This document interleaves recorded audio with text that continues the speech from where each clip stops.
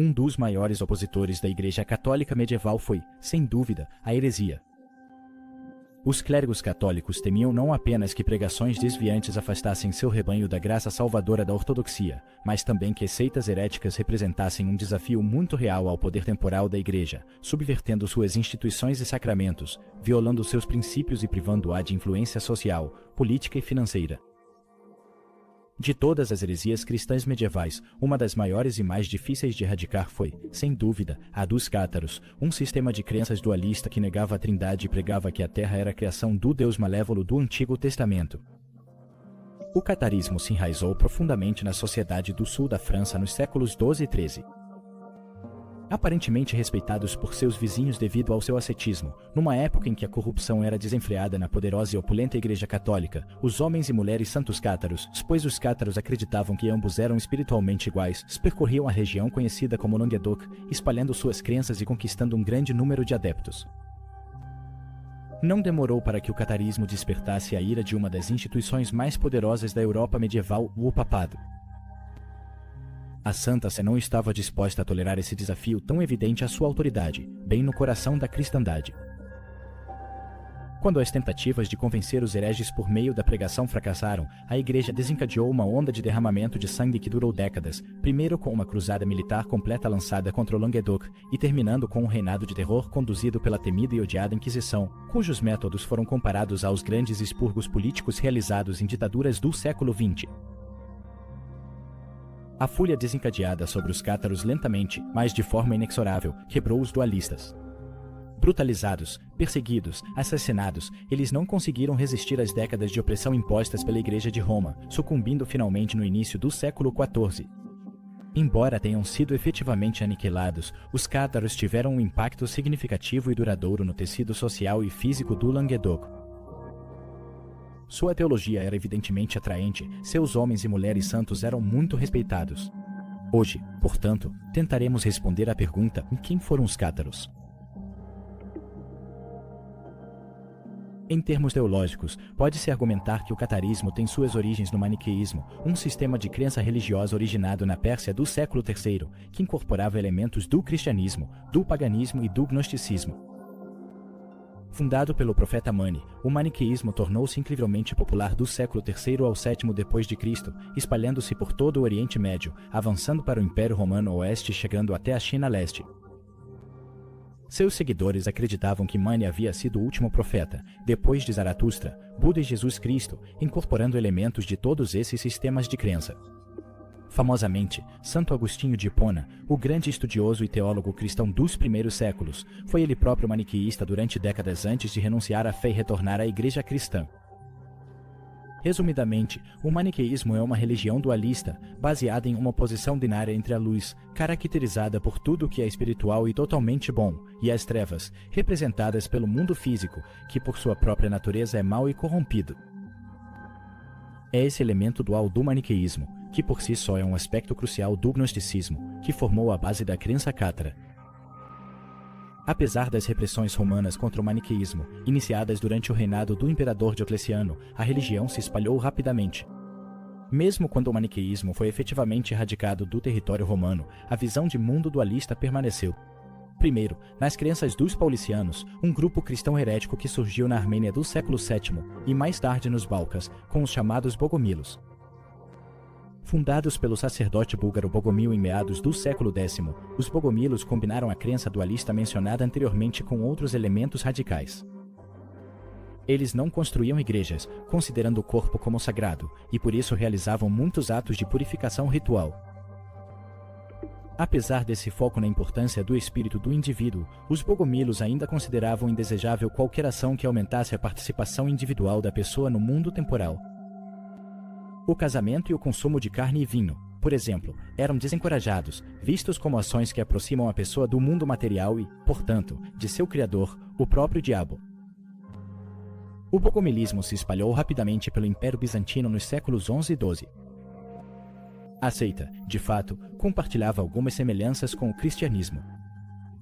A Igreja medieval certamente considerava os cristãos como estrangeiros no mundo material, peregrinos em uma jornada distante do reino de Deus, ao qual retornariam após a morte. No entanto, o bogomilismo era um sistema de crenças extremamente radical, que rejeitava o batismo e a Eucaristia. Não é surpreendente que a perseguição tenha seguido. Um líder bogomilo proeminente em Constantinopla, Basílio, o médico, foi condenado como herege e queimado na fogueira em algum momento da década de 1110, durante o reinado de Alexios e Comnenos. A heresia bogomila também não se limitava a Constantinopla. Ao norte e a oeste, o bogomilismo encontrou adeptos na Sérvia e além, já que o bogomilismo se espalhou livremente pela Península Balcânica. É fácil entender como essa forma de dualismo chegou ao norte da Itália e se espalhou pelo sul da França. Na verdade, em 1167, em Saint Félix de Caramani, no Languedoc, foi realizado um concílio de cátaros, presidido pelo Papa Bogomilo Nicetas. Foi nessa reunião seminal que grande parte da organização dos cátaros teria sido formulada, incluindo a nomeação de vários bispos cátaros. Se os cátaros foram diretamente influenciados pelos próprios bogomilos, ou se desenvolveram como parte de um contínuo de seitas cristãs heréticas que floresceram pela Europa na Alta e Baixa Idade Média, incluindo grupos proto-cristãos como os valdenses da França, é difícil dizer. O que está claro, no entanto, é que o dualismo distintivo dos cátaros e sua negação do mundo parecem compartilhar raízes com os bogomilos da Bulgária e os gnósticos maniqueus da Antiguidade Tardia. O termo cátaro provavelmente vem do grego kataros ou kataroi, que significa puro ou puros, provavelmente uma referência à crença dualista dos cátaros e à sua visão do mundo temporal como corrompido pelo mal ou, em outras palavras, impuro. A palavra cátaro parece ser um termo um pouco posterior e, ao que tudo indica, não era usada pelos próprios cátaros, mas sim por seus perseguidores tanto na Igreja Católica quanto na Ortodoxa. Outro termo usado para se referir aos cátaros era albigenses, uma referência à cidade de Albi, um importante centro da crença cátara nos séculos XII e XIII, e uma conurbação de onde a religião se espalhou. Foi a cidade de Albi que também deu nome às campanhas militares que tinham como objetivo erradicar os cátaros do sul da França, a Cruzada Albigense. Em vez disso, os próprios cátaros parecem ter se identificado com um termo completamente diferente. De maneira um tanto autocomplacente, eles se chamavam de bons homens e bons fens, ou seja, bons homens e boas mulheres. Alternativamente, eles também se referiam a si mesmos como bons cristãos, ou seja, bons cristãos. Antes de começarmos a discutir as crenças cátaras, é importante observar que o grau em que os próprios cátaros constituíam um grupo unificado, com uma autoridade centralizada e um sistema de crenças comum, é motivo de debate. Somando-se a isso o fato de que nossas fontes sobre a doutrina cátara vêm principalmente de clérigos católicos, que naturalmente são um tanto tendenciosos, e de cátaros perseguidos, muitos dos quais foram submetidos a interrogatórios sob tortura, fica fácil perceber por que devemos ser cautelosos em relação a qualquer afirmação autoritária sobre a natureza das crenças cátaras. No entanto, não se pode negar que existiu uma forte comunidade religiosa e social no Languedoc que pode ser chamada de cátara.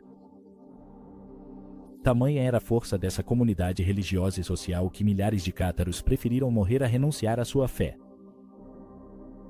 Como mencionado, a principal característica da cosmologia cátara era o dualismo, a crença em duas divindades diametralmente opostas. A primeira era uma divindade benevolente, um Deus supremo caracterizado como bom e responsável por toda a criação espiritual. É a comunhão com essa divindade que os cátaros buscavam. O segundo era um Deus malévolo, responsável pela criação do mundo temporal, que, por definição de sua associação com essa divindade maligna, era corrupto, manchado e mau por natureza. Essa divindade era conhecida como o Demiurgo. O Demiurgo, como criador de toda a matéria física, também era chamado de Rex Mundi, rei do mundo. Era o antagonismo entre essas duas divindades e as consequências resultantes de seus confrontos cósmicos que explicavam os acontecimentos nas vidas espiritual e física da humanidade. Os cátaros associavam o Novo Testamento à divindade benevolente da luz. Por outro lado, o Deus do Antigo Testamento, conhecido por sua abordagem de fogo e enxofre, era rejeitado pelos cátaros. O trabalho do cronista Peter Waldserit, conhecido por seu relato relativamente objetivo sobre a crença cátara em sua História Albigensis, descreveu os cátaros da seguinte forma: eles atribuíam o Novo Testamento ao Deus benigno e o Antigo Testamento ao Deus maligno, e rejeitavam todo o último, exceto por certas passagens citadas no Novo Testamento. Eles sustentavam que o autor do Antigo Testamento era um mentiroso. Eles também o chamavam de assassino porque exterminou os habitantes de Sodoma e Gomorra pelo fogo e destruiu o mundo com as águas do dilúvio. Peter também observou que alguns cátaros acreditavam que o Deus bom tinha duas esposas das quais gerou filhos e filhas, outros que ele tinha dois filhos, que eram Cristo e Satanás. De forma semelhante, alguns cátaros aparentemente acreditavam que o Demiurgo havia sido, em algum momento, servo do Deus benevolente do reino espiritual e se rebelou contra seu mestre ao criar o mundo material. Isso é o que pode ser chamado de dualismo mitigado. Ou seja, o mal era de certa forma subordinado ao bem e havia sido efetivamente produzido pela divindade boa.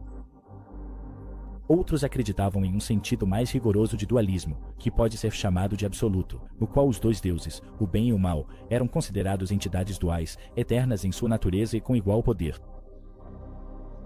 Como os corpos humanos são físicos, e portanto criação do Demiurgo, eles eram vistos pelos cátaros como corrompidos. Os humanos eram, na verdade, anjos caídos, ou pelo menos suas almas eram as almas de anjos. Expulsos do reino espiritual e condenados ao mundo material, o objetivo dos cátaros era, portanto, romper seu vínculo com a terra por meio da renúncia a todas as coisas temporais e, assim, retornar ao Criador Supremo. A reencarnação aparentemente era um aspecto do catarismo. Fracassar em sua busca de rejeitar o mundo físico resultaria apenas em renascimento e condenação ao sofrimento eterno na Terra, na forma de uma infinidade de vidas humanas. Assim como os católicos medievais, os cátaros veneravam Jesus Cristo. No entanto, ao contrário dos católicos, eles rejeitavam o conceito de sua encarnação física, assim como sua ressurreição. Em vez disso, os cátaros acreditavam que a ressurreição de Jesus representava a reencarnação, o destino de todos os humanos de permanecerem na terra corrompida. Além disso, eles negavam totalmente a encarnação física de Jesus na terra, acreditando que Jesus era, na verdade, a forma humana de um anjo cujo corpo era apenas uma ilusão. Os cátaros também rejeitavam notavelmente a ideia da Trindade, de que o único Deus existe em três pessoas divinas coeternas e consubstanciais em Deus, Cristo e o Espírito Santo, comumente chamados de divindade. Para os cátaros, havia apenas um aspecto da divindade do bem, o próprio Deus Supremo. Quanto a Cristo, assim como existiam dois deuses opostos, também existiam dois Cristos, que existiam separadamente nas esferas do espiritual e do físico. De acordo com Pedro de Vodiceret, os cátaros na verdade acreditavam que o Cristo nascido em Belém e crucificado em Jerusalém era mau, um ser que fazia parte do mundo físico e tomou Maria Madalena como sua concubina. O Cristo bom nunca existiu no mundo, existindo apenas no reino espiritual paralelo do Deus benigno. Além da encarnação, da ressurreição de Cristo e da Trindade, os cátaros também negavam outros aspectos fundamentais do catolicismo, como a transubstanciação, a ideia de que, durante a Eucaristia, o pão e o vinho se transformam no sangue e no corpo de Cristo, o purgatório e as cerimônias de confirmação. A Igreja Católica era rejeitada por completo.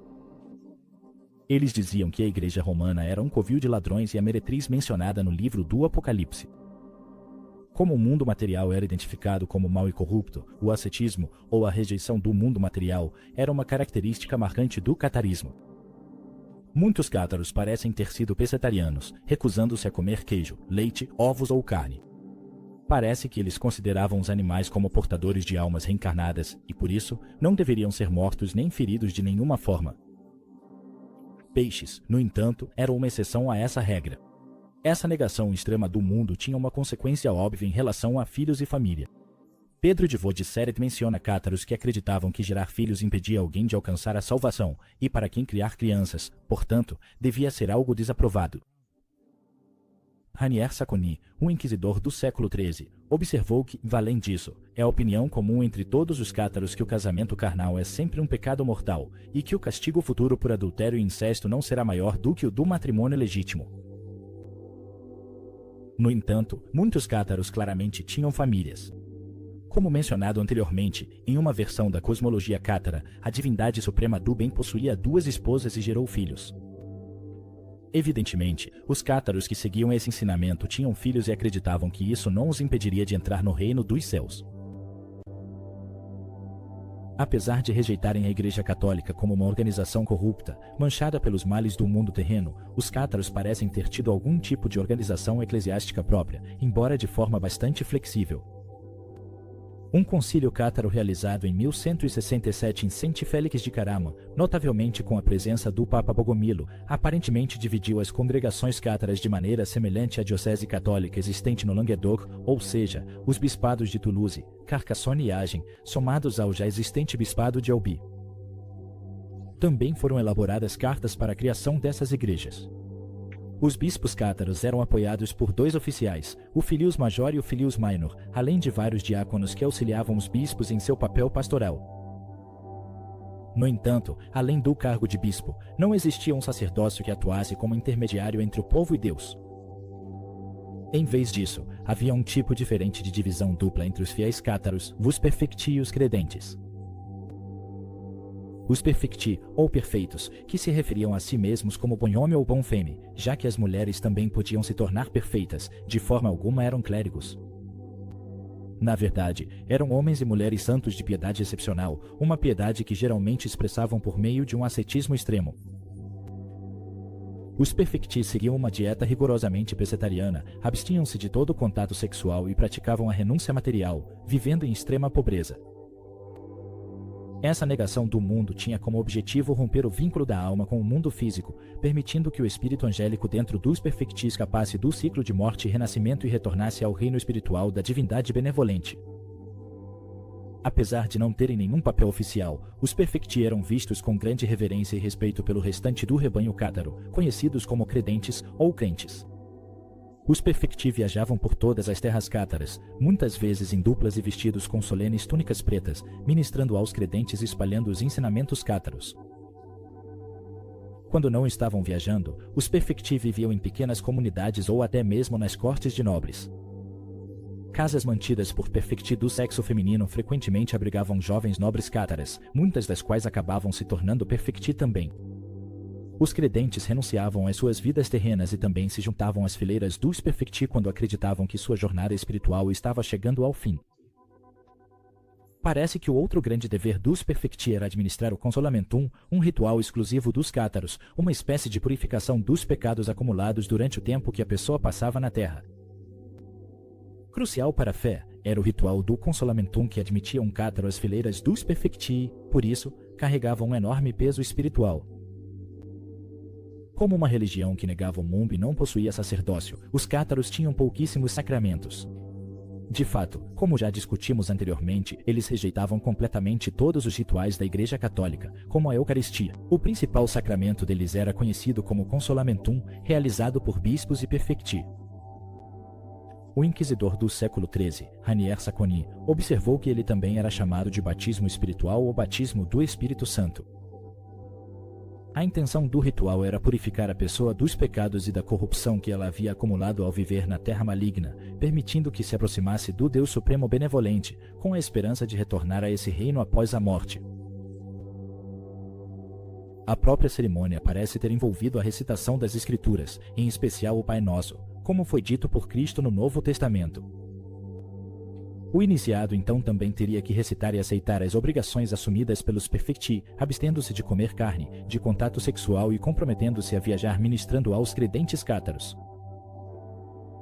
Também continha, de acordo com várias fontes, a imposição de mãos, uma prática religiosa comum que, no cristianismo, geralmente é usada para invocar o Espírito Santo. Ao completar o consolamentum, o cátaro se tornava um dos perfecti, obrigado a vestir suas túnicas pretas distintivas e viver como um asceta extremo pelo resto de seus dias. Isso era, claro, um passo excepcionalmente radical que poucos estavam dispostos a aceitar. Como resultado, a maioria dos cátaros parece ter realizado o sacramento apenas em seu leito de morte. Pedro de Vodicernai, em sua descrição do consolamentum, se diverte com o fato de que, pelo menos em sua visão, muitos cátaros usavam o consolamentum no leito de morte para evitar os piores excessos de uma vida de renúncia temporal.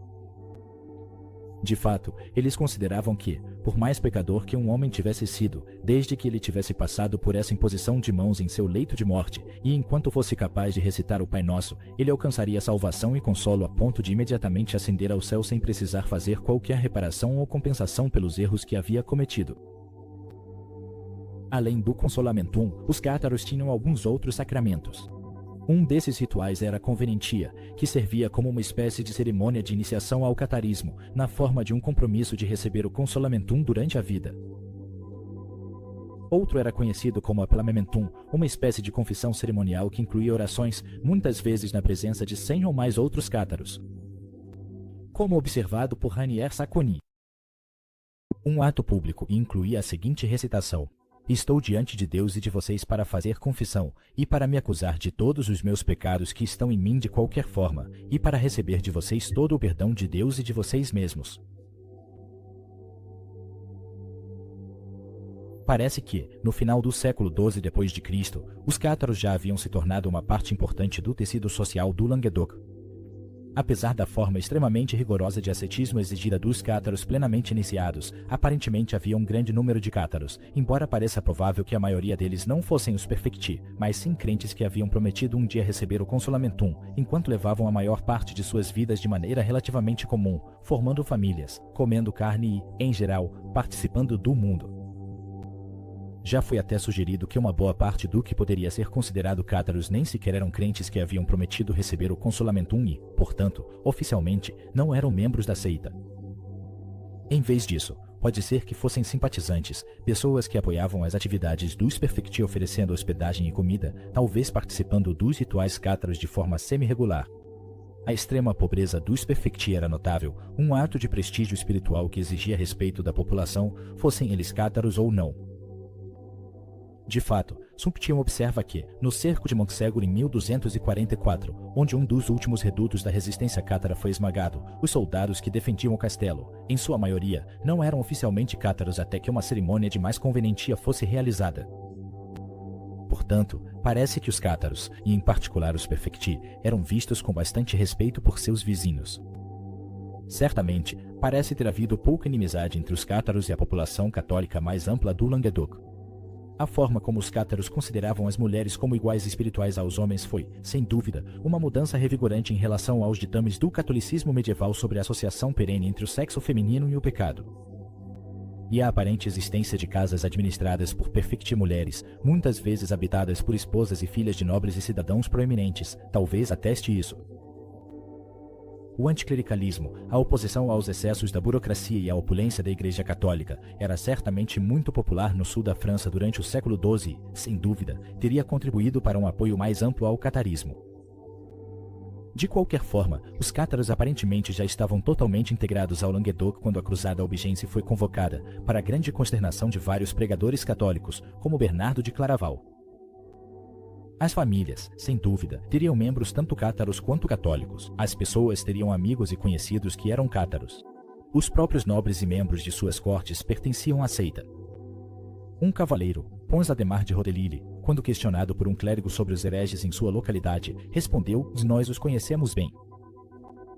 Quando perguntado por quê, então, os hereges não eram evitados e expulsos, o cavaleiro respondeu de forma bastante reveladora: "Não podemos fazer isso, pois fomos criados com eles, temos parentes entre eles e vemos que levam vidas honestas e decentes." Fica claro por que a Igreja Católica considerava os cátaros hereges. A negação da Trindade, da encarnação de Cristo e a recusa da existência do inferno e do purgatório subvertiam a ortodoxia católica e, aos olhos da liderança clerical, representavam uma grande ameaça, tanto para a salvação espiritual dos cidadãos do Languedoc quanto, de forma mais cínica, para o poder e a autoridade da Igreja Católica. Em 1145, Bernardo de Claraval, que mais tarde se tornaria São Bernardo, ao ouvir relatos sobre a disseminação de crenças heréticas no sul da França, visitou o Languedoc. Sua pregação, pela qual era famoso, teve uma reação bastante mista. Embora tenha tido sucesso na cidade de Albi, Bernardo foi ridicularizado em várias aldeias, onde seus apelos foram recebidos com escárnio. Ele retornou ao seu mosteiro na Champagne, declarando que o Languedoc era uma terra de heresias que precisava de muita pregação. No entanto, em sua maioria, não foram realizados grandes esforços para combater a disseminação da heresia cátara por meio da pregação no sul da França. Já na década de 1160, a Igreja Católica realmente começou a prestar atenção. Grupos de cátaros e outros grupos heréticos semelhantes pareciam estar atuando por toda a Europa, do sul da França à Alemanha, da Itália à Inglaterra. Em 1163, a propagação da heresia como fogo em mato seco foi discutida no Concílio de Tours, e em 1165, cátaros foram levados diante de vários bispos em Lambere, no sul da França. Eles responderam astutamente aos questionamentos e acabaram sendo liberados, apesar de serem hereges confessos. Em 1165, o Concílio de Saint-Félix de Caraman, mencionado anteriormente, no qual os cátaros organizaram formalmente a estrutura de sua igreja no Languedoc, confundiu ainda mais os clérigos católicos. Missões de pregação na década de 1170, como os esforços de Bernardo, tiveram pouco sucesso, e o Concílio de Latrão de 1179, que havia concordado que o uso da força era legítimo para suprimir a heresia, fez pouco para conter a disseminação do catarismo. A reação lenta da Igreja Católica pode, em parte, ser atribuída a questões mais urgentes no leste. A queda de Jerusalém para as forças de Saladino em 1187 e os esforços subsequentes para retomar a cidade santa certamente tiveram prioridade sobre os hereges do Languedoc. A situação mudou com a eleição de Inocêncio III para o cargo de Papa em 1198. Altamente instruído e com apenas 38 anos na época de sua eleição, Inocêncio fez da extinção da heresia uma de suas maiores prioridades. O novo Papa viu o clero católico do Languedoc como cúmplice do crescimento dos cátaros por sua incompetência e inação, chamando-os de homens cegos, cães mudos que já não sabem latir, homens que fazem qualquer coisa por dinheiro, zelosos e avarentos, amantes de presentes, caçadores de recompensas. A abordagem de Inocêncio era tripla. Ele lideraria o ataque à heresia com pregação intensiva nas regiões onde a heresia prosperava. Ele pressionaria os senhores e nobres locais para que ajudassem em sua causa. E, por fim, ele atacaria os próprios hereges. No primeiro caso, Inocêncio encarregou a ordem de Cister de pregar por todo o Languedoc, tentando convencer a população por meio da palavra. No segundo, ele abordou os principais senhores do Languedoc com uma mistura de incentivos e ameaças. Ao mais poderoso deles, o conde Raimundo de Toulouse, ele ofereceu a readmissão à igreja. Raimundo havia sido excomungado em 1195, enquanto recebia simultaneamente cartas ameaçadoras e um tanto abusivas, exortando o conde a erradicar os hereges. No terceiro caso, Inocêncio buscou reprimir os cátaros pela força. Ele emitiu uma bula papal, um tipo de decreto legal que equiparava a heresia ao crime romano de traição, sujeitando os hereges à confiscação de seus bens. Na execução dessa estratégia, 3 legados papais foram enviados: Varnol de Amaury, abade de Sitiaus, Pedro de Castelnau e um certo irmão Ralph, ambos do mosteiro de Pontferrud. Esse trio embarcou em uma campanha francamente desastrosa em 1203. Os 3 homens tentaram uma estratégia de pregação um pouco diferente da de seus predecessores, convidando os cátaros para debates teológicos públicos. Um debate em Carcassonne entre 13 católicos e 13 cátaros, assistido por uma grande multidão, terminou sem conclusão. Debates subsequentes seguiram um curso semelhante, apesar de os legados alcançarem um sucesso limitado ao adotar o tipo de ascetismo visível praticado pelos perfecti. A pressão exercida sobre os nobres do Languedoc também não produziu resultados. A questão foi essencialmente resumida pela citação do cavaleiro Pons Ademar, vista anteriormente, quando lhe perguntaram por que ele não expulsava os hereges. Os cátaros estavam, àquela altura, verdadeiramente integrados à sociedade do Languedoc. Some-se a isso o fato de que todos, até mesmo o clero católico local, viam os legados como forasteiros indesejados, e fica fácil entender por que a missão dos 3 cistercienses fracassou. A gota d'água foi um confronto infeliz entre Pedro de Castelnau e o conde Raimundo de Toulouse na corte do conde em 1208, que resultou na excomunhão imediata do nobre por sua recusa em perseguir os hereges. Por sua atitude, Pedro foi assassinado em sua viagem de volta a Roma por agressores desconhecidos. Esse episódio violento foi a gota final para Inocêncio, que então recorreu à terceira parte de sua estratégia e à repressão violenta. Indignado com o assassinato descarado de um legado papal, o Papa Inocêncio convocou uma cruzada contra os cátaros do Languedoc e seus simpatizantes em março de 1208. Durante o restante do ano, a cruzada foi pregada por toda a cristandade, especialmente no norte da França. Embora nem o rei da França, Filipe Augusto, nem seu filho tenham sido recrutados, Inocêncio e seus legados conseguiram reunir um grande número de nobres com a promessa das indulgências habituais das cruzadas, o perdão dos pecados e direito às terras confiscadas dos hereges e seus apoiadores. Com a ameaça iminente de uma invasão armada, os senhores do Languedoc se apressaram em tentar chegar a um acordo com o Papa. Raimundo VI de Toulouse concordou em se submeter a uma humilhante penitência pública, que incluía jurar lealdade à igreja e a perda de 7 de seus castelos. Raymond Roger Trencavel, Visconde de Carcassonne, Albi e Béziers, alguns dos maiores focos de atividade cátara, não teve a mesma sorte. Seu pedido para se juntar à cruzada foi recusado. Foram, portanto, as terras de Trencavel que se tornaram o primeiro alvo dos cruzados. No dia 21 de julho de 1209, os cruzados, liderados pelo legado papal Arnaud Amaury, chegaram a Béziers, que fica no topo de um penhasco com vista para o rio Orne. Tentando evitar o massacre que acompanhava a maioria dos cercos medievais, o bispo da cidade tentou negociar com os sitiantes, que ofereceram poupar Béziers se a população entregasse todos os hereges. Os cidadãos de Béziers recusaram terminantemente. A maioria também se recusou a deixar a cidade quando os cruzados apelaram para que todos os católicos fiéis abandonassem Béziers antes do ataque. No dia seguinte, enquanto os cruzados começavam os preparativos para um cerco prolongado, um destacamento dos defensores da cidade saiu de Béziers. Logo depois, começou uma escaramuça entre esses defensores e um grupo de cruzados. Exatamente o que aconteceu em seguida não está claro. No entanto, o que sabemos é que alguns cruzados conseguiram tomar o controle de um dos portões da cidade. Subitamente, diante de uma oportunidade incrível, todo o exército cruzado foi liberado, invadindo as ruas de Béziers. A cidade foi submetida a um saque brutal. Os cruzados invadiram as casas, saqueando e matando à vontade, enquanto os habitantes de Béziers fugiam para as igrejas da cidade em busca de refúgio, em meio ao toque desesperado dos sinos das igrejas. Aglomerados na Catedral de Béziers, na Igreja de São Judas e na Igreja de Santa Maria Madalena, a população da cidade representava um dilema para os cruzados. Quem entre eles eram católicos e quem eram hereges? Apelando a Arnaud Amaury, os soldados perguntaram o que deveriam fazer. A resposta do abade foi assustadora. Matem todos, pois o Senhor conhece os que são dele. O próprio Amaury estimou que 20.000 pessoas foram mortas à espada, embora estimativas mais conservadoras coloquem o número em cerca de 7.000.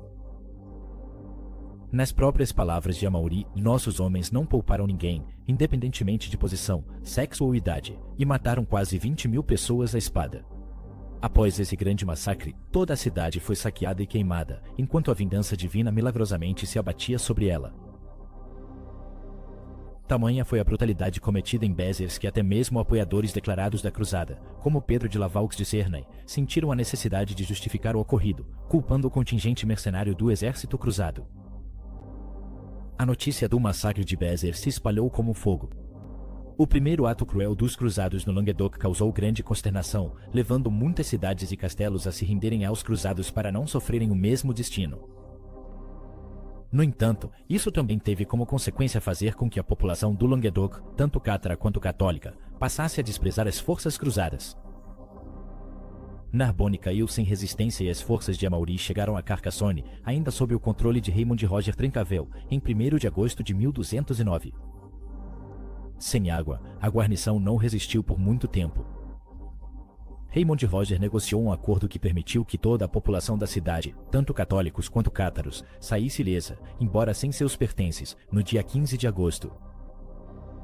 Um nobre relativamente menor chamado Simon de Montfort foi escolhido para substituir o destituído Trencavel como senhor de Carcassonne. De Montfort mais tarde ganharia destaque entre os líderes cruzados, perpetrando algumas das atrocidades mais hediondas do conflito. Após seu sucesso inicial, os cruzados albigenses enfrentaram uma oposição mais articulada por parte dos senhores do Languedoc, oposição essa que continuaria ao longo de toda a cruzada albigense até sua conclusão com o Tratado de Paris em 1229. A sorte tanto dos senhores do sul quanto dos cruzados oscilava à medida que cidades e castelos eram tomados pelos cruzados, reconquistados e depois tomados novamente. A brutalidade que havia começado com os eventos horríveis em Béziers continuou ao longo de todo o conflito. Ao final do cerco de Minerve, em julho de 1210, foi realizada a primeira queima em massa de cátaros. 140 perfecti foram queimados no vale abaixo da cidade. Não seria a última vez que tal punição seria aplicada.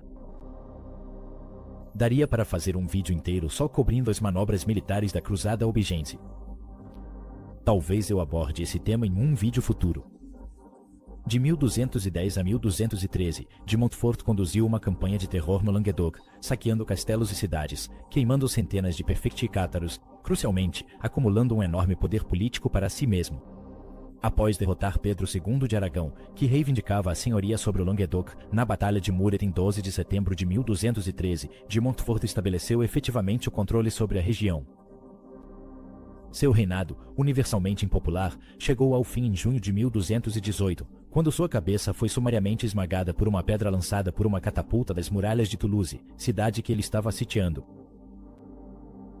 A cruzada se arrastou até 1229 e só terminou com a intervenção da coroa francesa. Luís VIII e seu filho Luís IX, ou melhor, sua mãe regente, Branca de Castela, encerraram efetivamente o conflito ao empregar uma brutal política de terra arrasada, que garantiu a rendição final dos senhores do Languedoc. Apesar das queimadas e da brutalidade da cruzada, o catarismo aparentemente permaneceu forte em todo o sul da França, já que muitos dos perfectis se refugiaram em locais mais remotos, como as fortalezas no topo das colinas de Montségur e Quiribus. Inocêncio III não chegou a testemunhar o fim da violência que ele havia iniciado, pois morreu em 1216. O Papa Gregório IX, percebendo que seria necessário um método mais preciso do que uma invasão militar em grande escala para erradicar os cátaros, deu início a uma instituição que viria a espalhar o medo por todo o Languedoc e além, a Inquisição. Inquisidores foram nomeados em Albi, Toulouse e Carcassonne, encarregados de buscar e eliminar hereges. Ao entrar em uma cidade ou vila, os inquisidores faziam um sermão e extraíam de sua audiência uma profissão de fé e um juramento contra a heresia. A população era incentivada a denunciar concidadãos que suspeitassem de heresia. Ser um perfeito era, obviamente, considerado heresia, assim como abrigar ou ajudar um perfeito, testemunhar um consolamentum e deixar de denunciar um herege. Nem mesmo os mortos eram poupados de acusações. Uma vez descobertos, os cátaros eram submetidos a interrogatórios intensivos, enquanto os inquisidores tentavam extrair o maior número possível de nomes de outros suspeitos. Os inquisidores tinham o poder de revistar propriedades à vontade, e pessoas em seu leito de morte eram vigiadas com ainda mais suspeita, para que não recebessem o consolamentum. Cátaros que confessavam voluntariamente e prometiam renunciar às suas crenças eram realocados para áreas sem registros de hereges e obrigados a usar roupas com 2 cruzes amarelas costuradas. Aqueles que não colaboravam com a confissão, e os que não se arrependiam, sofriam o destino cruel de serem queimados na fogueira. O trabalho da Inquisição no Languedoc criou um clima de medo paranoico. Inquisidores excessivamente zelosos eram igualmente propensos a perseguir católicos falsamente acusados, assim como cátaros, e, sem surpresa, eram profundamente desprezados pela população. Represálias eram comuns. Em Toulouse, uma multidão atirou pedras nos inquisidores, e em Quad, 2 assistentes de inquisidores foram jogados em um poço até a morte.